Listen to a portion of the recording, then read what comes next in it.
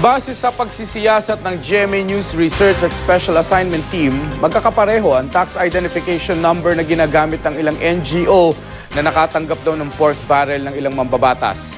Sa isang press con kanina, inamin ni Agriculture Secretary Proceso Alcala na nalusutan sila ng isang NGO na may connection daw kay Janet Lim Napoles. Makibalita tayo kay Jasmine Gabriel.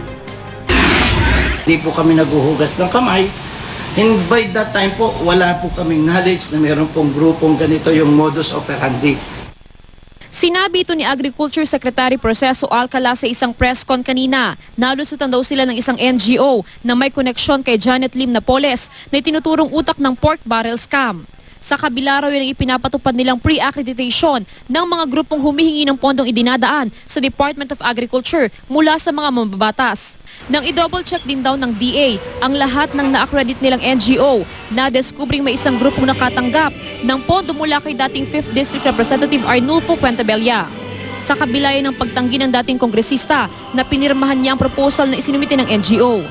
Ibig sabihin na po nito, kung i-deny na po ng kongresista at wala pong actual na validation na nangyari sa ibaba, ay fraudulent nga po yung proposal na isinabit nila. May iba pa raw na NGO na iniimbestigahan ng DA.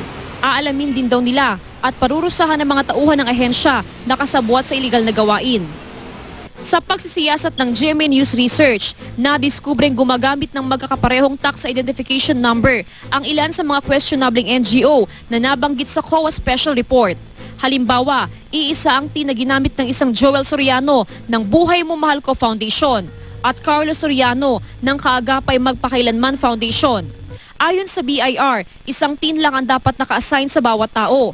Nadeskubre pa ng BIR na ang tin na ginagamit ng dalawa nakarehistro pala sa JL Soriano Enterprises.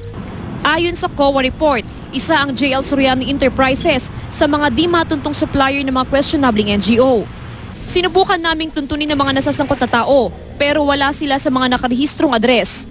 Ayon sa grupong EDSA Tayo, dapat hindi mawalang atensyon ng publiko sa issue ng paggamit sa pork barrel. Kaya ikinasa nilang isang prayer vigil kontra pork barrel. Gaganapin ito sa September 11 sa EDSA Shrine. Pinaghahandaan na ng pulisyang naturang pagtitipon. Naghain naman ng petisyon kontra pork barrel sa Korte Suprema si Greco Belhica.